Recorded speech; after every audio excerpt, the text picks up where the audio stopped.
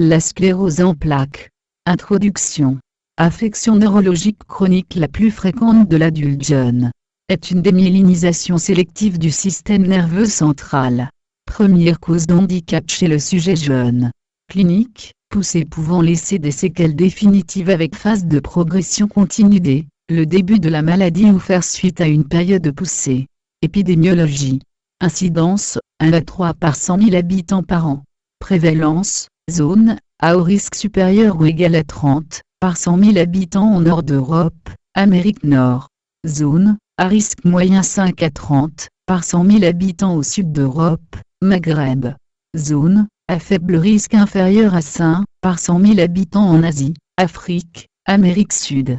Noirs sont moins atteints que les blancs.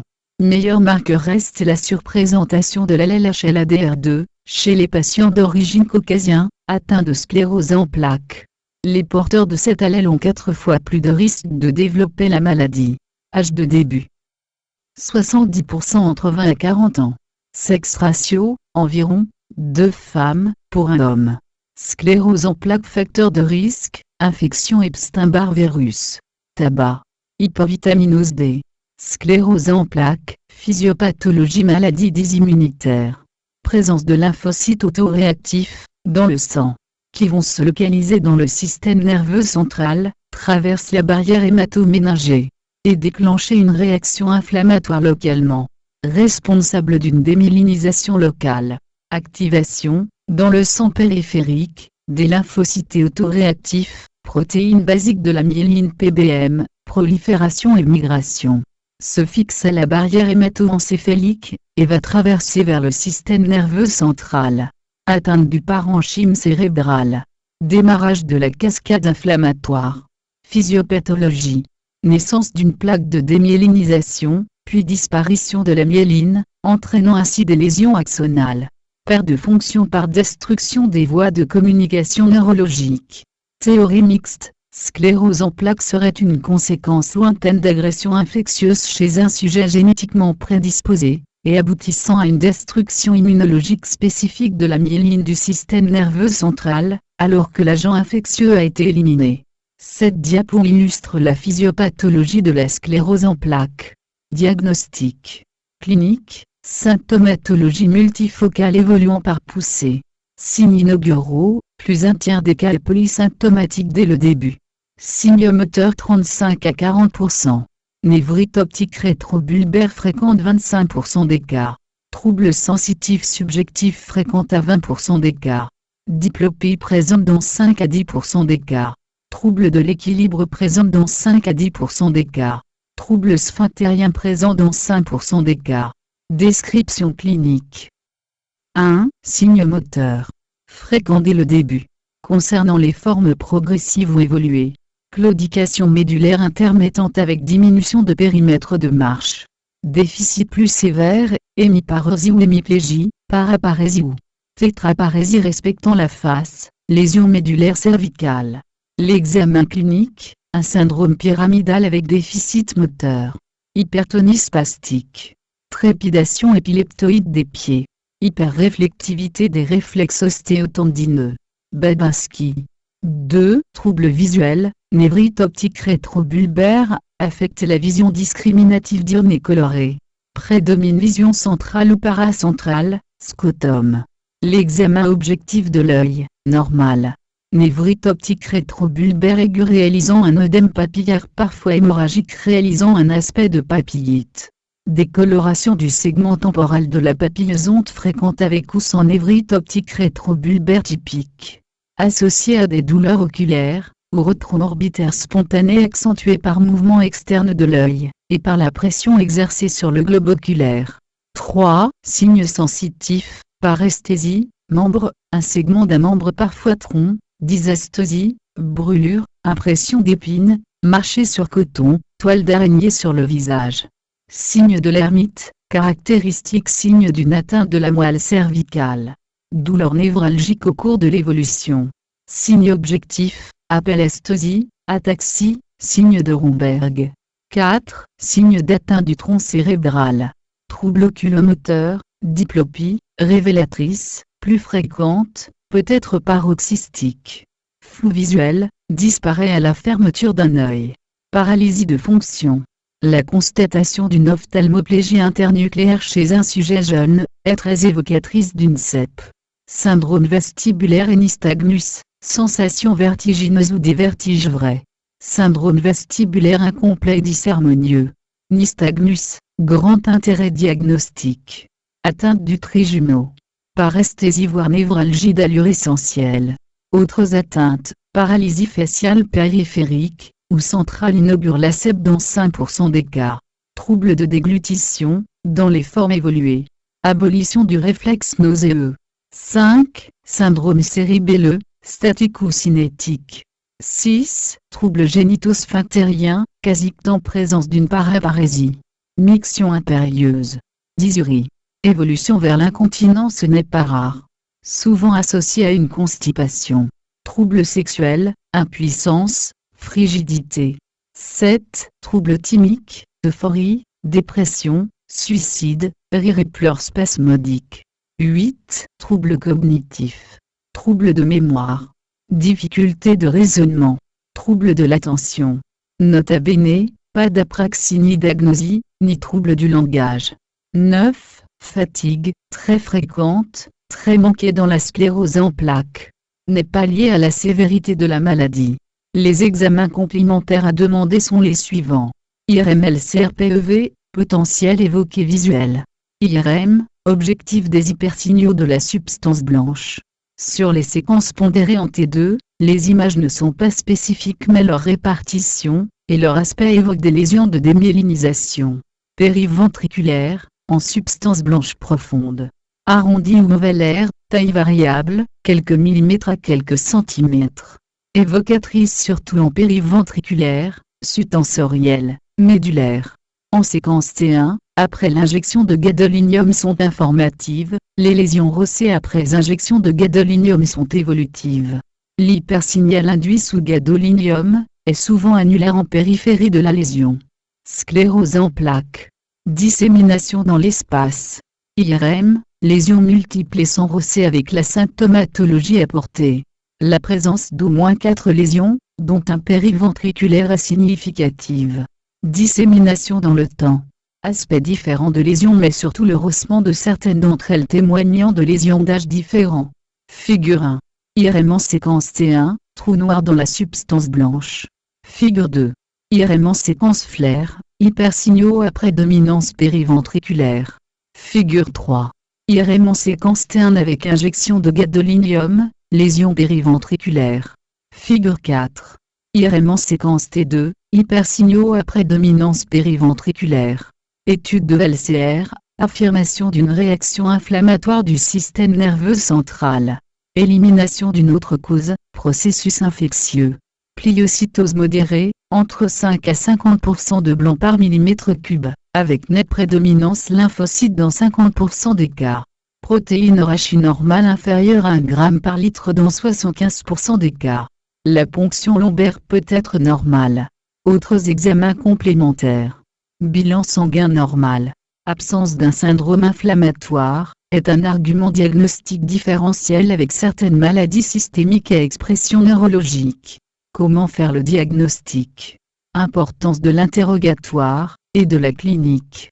Pour mettre en évidence une dissémination temporelle et spatiale. Critères diagnostiques. Le diagnostic repose sur les critères de confirmation, absence de syndrome inflammatoire systémique. Dissémination dans le temps des lésions. Dissémination dans l'espace des lésions. Inflammation chronique du système nerveux central. Ce tableau résume les critères diagnostiques 2010 de sclérose en plaques.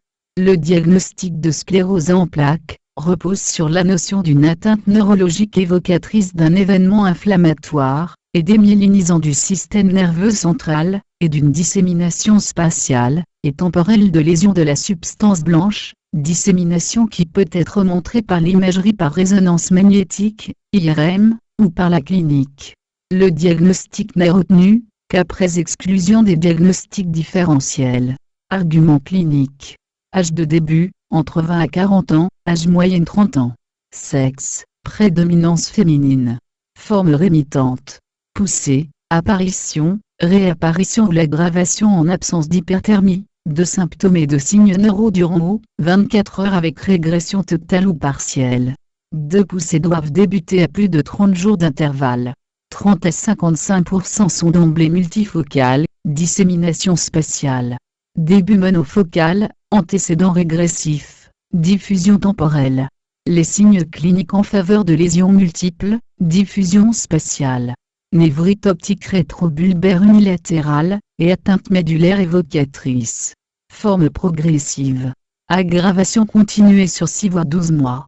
Diagnostic difficile, 10 à 15% tableau le plus fréquent myélopathie progressive. L'ACEP rémitante, évolue par des poussées bien individualisées laissant ou non des séquelles, sans progression handicap entre les poussées. Évolue vers la forme progressive 2, dans 80% des cas. L'ACEP progressif secondaire, évolution progressive du déficit neurologique, après une phase rémitante. Des poussées surajoutées sont possibles. L'ACEP progressif primaire, handicapante, évolue sans poussée individualisable. Des fluctuations minimes, ou de plateaux peuvent s'observer. Ce graphe montre comment évolue la sclérose en plaques avec le temps. Diagnostic différentiel. En absence des signes biologiques, ou cliniques pathognomoniques de maladie. Diagnostic reste d'élimination plus qu'un diagnostic. Autres maladies peuvent répondre à ces critères. Diagnostic différentiel selon le mode évolutif. Atteinte diffuse du système nerveux central d'évolution est souvent rémitante. Vascularite, lupus, périartérite noueuse. Maladie de B7. Sarcoïdose. Encéphalomyélite aiguë disséminée. Syndrome de Devic. Artérite cérébrale primitive ou secondaire. Atteinte systématisée du système nerveux central d'évolution progressive. Dégénérescence spinocérébelleuse. Sclérose combinée de la moelle épinière. Myélopathie chronique associée au virus HTLV, 1. Maladie métabolique, adrénomyéloneuropathie. Atteinte localisée du système nerveux central d'évolution rémitante. Tumeur cérébrale. Lymphome primitif du système nerveux central. Malformation vasculaire de la moelle ou du tronc cérébral. Tumeur de la moelle épinière. Atteinte localisée d'évolution progressive. Malformation d'Arnold-Chiari. Tumeur cérébrale, fosse postérieure, moelle épinière. Kyste arachnoïdien. Traitement. Il existe 3 volets pour traiter la sclérose en plaques. Traitement de la poussée. Traitement de fond. Traitement symptomatique. La sclérose en plaques. Traitement de la poussée de sclérose en plaques, hospitalisation, repos. Cure de corticoïdes par voie intraveineuse à forte dose. 1 g par jour pendant 3 à 5 jours. Après traitement de toute infection, ECBU. Associé à un régime désodé et pauvre en sucre. Surveillance de la tension artérielle, tolérance digestive, et psychique. Traitement symptomatique de la sclérose en plaques, kinésithérapie en dehors des poussées, soutien psychologique. Lutte contre la spasticité. Traitement des douleurs notamment d'origine neurologique. Traitement des troubles sphinctériens. Immunomodulateur, interféron bêta, RBIF. Un sous-cutané 3 fois par semaine, 2 dosages. Betafron, une injection en sous-cutané 1 jour sur 2. Avonex, une injection en intramusculaire par semaine. Acétate de glatiramer, Copaxone, une injection en sous-cutané par jour. Forme agressive ou échec du TTT de première intention natalizumab, Tysabri, empêche les lymphocytes de franchir la barrière hématoménagée.